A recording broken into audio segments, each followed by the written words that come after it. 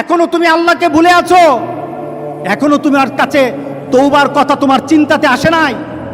তুমি অনেক কিছু হতে পারো, তুমি মুসলমানের কাতারে থাকবা না। তুমি অনেক কিছু হতে পারো, তুমি ইসলামের কাতারে থাকবা না।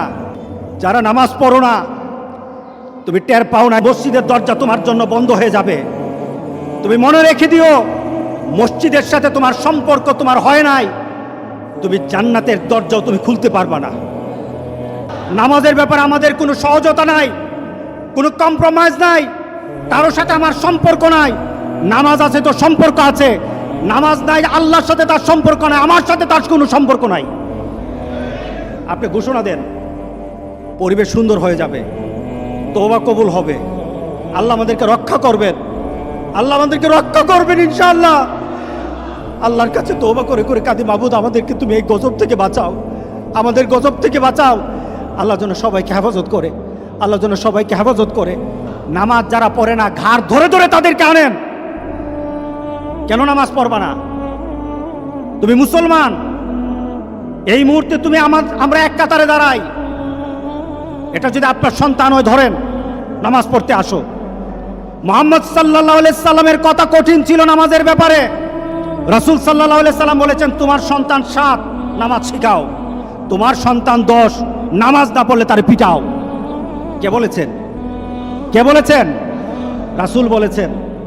তাহলে রাসূল কঠিন হলেন না? নামাজের ব্যাপারে কঠিন না?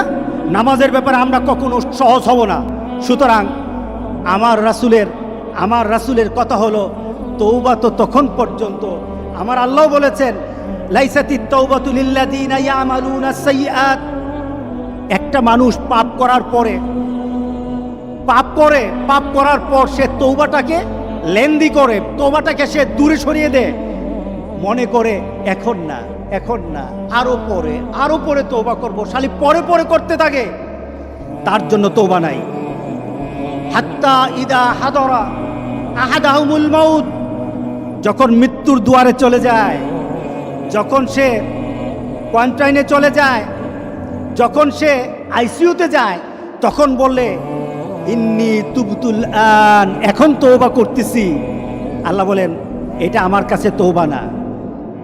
যারা এইভাবে তওবা করে, তাদের তওবা আল্লাহ বলেন লাইসাতিত তাওবা, এটা তওবা নয়, এই তওবা আমি কবুল করি না। রাসূল সাল্লাল্লাহু আলাইহি সাল্লাম বলেছেন, মা লাম ইয়াতাগারগির, যখন গড়গড় আরম্ভ হয়ে যাবে, তখন আর তওবা কারো কবুল করা হবে না। গোটা পৃথিবীর মধ্যে কিন্তু গড়গড়ার পর্যায়ে চলে আসছে। এখনই আমাদেরকে ফিরে আসতে হবে, আপনাদেরকে একটা সুন্দর পরিবেশে চলতে হবে। যেটা বলা হয়েছে, আমাদের হাত পা মুখ এগুলি সবসময় আমরা ধোবো, আমরা একটু পরপর হাতগুলি ধোবো। আমরা যখন হাত ধুইতে যাব, আমরা হাত ধোবো না, আমরা উজু করে নেব, ঠিক না? আমরা কি করে নেব? উজু করে নেব। মোমেন কখনো কি থাকে না, নাপাক অবস্থায় থাকে না। কারণ আল্লাহ বলেছেন, যারা মুতাতাহিরিন, যারা পবিত্র থাকে, আল্লাহ বলেন আমি তারে ভালোবাসি, আমি তারে ভালোবাসি, আমি তারে ভালোবাসি। আল্লাহু আকবার। সুতরাং আমরা কি করব? হাত মুখ সবসময় ধোব। এখন ধোয়াটা হবে আমাদের উজু। বাথরুম থেকে আসলেন উজু করবেন, যখন খাওয়া দাওয়াতে বসবেন হাত ভালো করে ধোবেন। আপনি নামাজ পড়বেন, 5 ওয়াক্ত নামাজ 5 বার আপনার জন্য উজু। আপনি যখন কোরআন তেলাওয়াত করবেন তখন উজু। আপনি চিন্তা করলেন এখন আমি একটু ইবাদত করবেন, উজু করে নেন।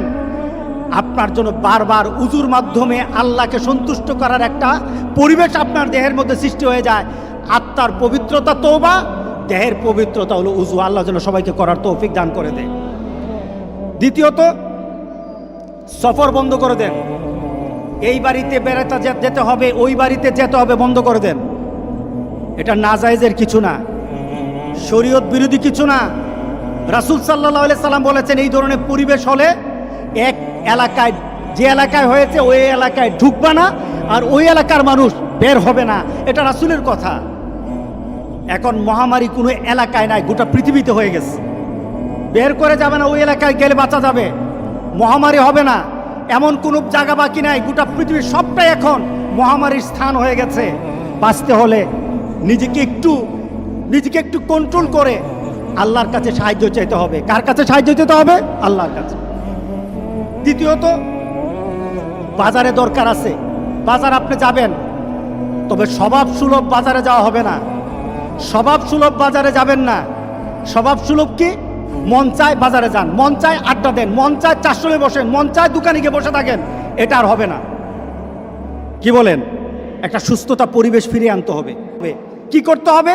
আপনি আপনার ঘরেই থাকেন, আল্লাহর কাছে কাঁদেন, আপনি হেঁটে চড়ে, আপনি বাজারে আড্ডা দিয়ে, আপনি আরেক বাড়িতে গিয়ে আপনি তো তোবা করতে পারবেন না। আপনি ঘরের কোণে বসে থাকেন, আপনি দেখবেন চোখ দিয়ে পানি চলে আসবে। ফ্রান্স থেকে একটা ছেলে ফোন দিল আমাদের গ্রামের, মাসুদ নামে। সে বলতেছে, হুজুর আমাকে মাফ করে দিয়ে। বাহির থেকে যতগুলি ফোন আসতেছে শুধু মাপ চায়। আমি বললাম, তোমরাও আমাকে মাফ করে দিও, আমাদেরকে মাফ করে দিও। হুজুর ঘরের মধ্যে আটকে আছি, বের হতে পারি না, দরজাটা খুললেই পুলিশ, দরজা করে বের হলে পুলিশ ধরে নেয়, ঘর থেকে বের হতে পারি না। একটা চিন্তার মধ্যে পড়ে গেছি। আমি চিন্তা করলাম, এই যে মাপ চাওয়া, তওবা করা, একটা মানসিকতা সৃষ্টি হওয়া, ঘরের মধ্যে বসে থাকার কারণে সৃষ্টি হয়েছে। আপনি ঘরে বসে থাকেন, তওবা করেন আল্লাহর দরবারে, এত হাঁটাহাঁটি করবেন না।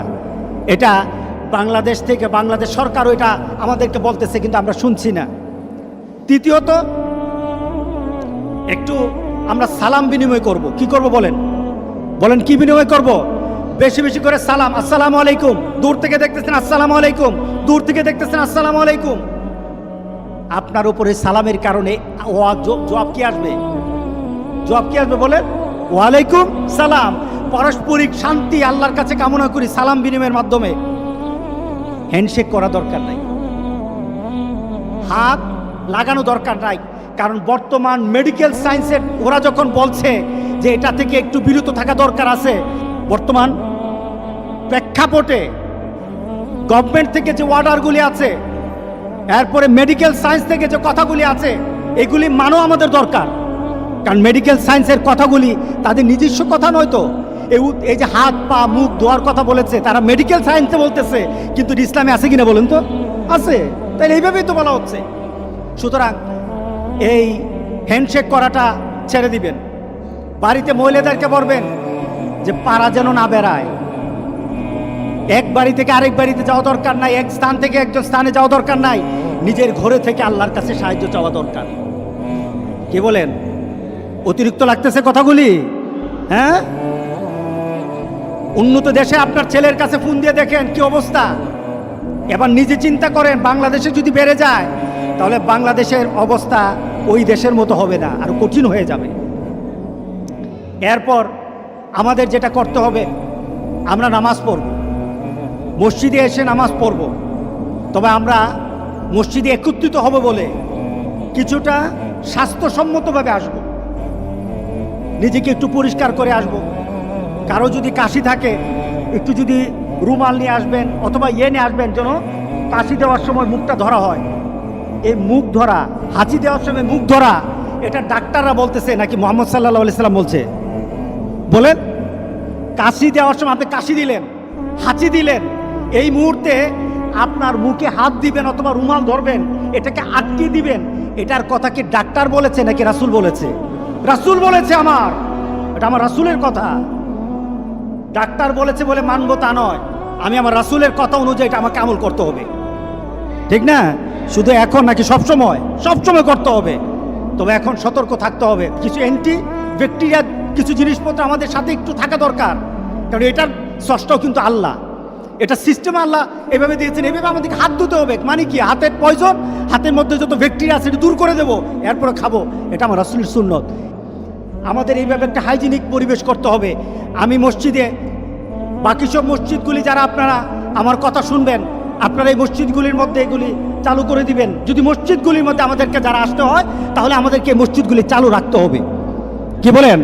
মসজিদ আমাদের চালু রাখতে হবে। আমরা চাই না মসজিদের মধ্যে দরজাটা বন্ধ হয়ে যাক আর আমি মসজিদের পাশ দিয়ে হেঁটে হেঁটে চলে যাই, এমন পরিবেশ যেন আল্লাহ না করে। আর কি করব? নিজেদেরকে পরিষ্কার পরিচ্ছন্ন রাখবো, বাড়িঘর পরিষ্কার পরিচ্ছন্ন রাখবো। আমাদেরকে এই পরিবেশগুলি করা দরকার। এটা ইসলাম, এটা ইসলাম। ইসলাম মুতাতাহিরিন, ইউহিব্বুল মুতাতাহিরিন, যারা পবিত্রতা অর্জন করে। আল্লাহ রাসূল বলতে, আল্লাহ বলতেছেন আমি তার ভালোবাসি। আপনার গোসল সবসময় করবেন, হাত মুখ তো ধোবেনই ইনশাআল্লাহ। আল্লাহ আমাদেরকে এই বিপদ থেকে বাঁচিয়ে দেবেন ইনশাআল্লাহ। বলি আমরা তওবা করব। রাজি আছি তো সবাই? কতবার করবেন? রাসূল সাল্লাল্লাহু আলাইহি সাল্লাম বলেন আমি প্রতিদিন 100 বার তওবা করি। আমরা কতবার তওবা করব? গনে গনে দরকার হলে 100 বার তওবা করব। রাজি আছি সবাই ইনশাআল্লাহ? তাহলে আজ থেকে আমার তওবার চেষ্টা আরম্ভ হয়ে যাবে। তবে তওবার চেষ্টা যদি চলতে থাকে, তওবার দরজা আল্লাহ বন্ধ করবে না। তওবা যদি চলতে থাকে, তওবার দরজা আল্লাহ বন্ধ করবে না। কোনো না কোনো সময় আল্লাহ বলবেন বান্দা তোর তওবার কারণে তোরে আমি মাফ করে দিলাম। আমরা এই কাজগুলি করবো তো ইনশাআল্লাহ?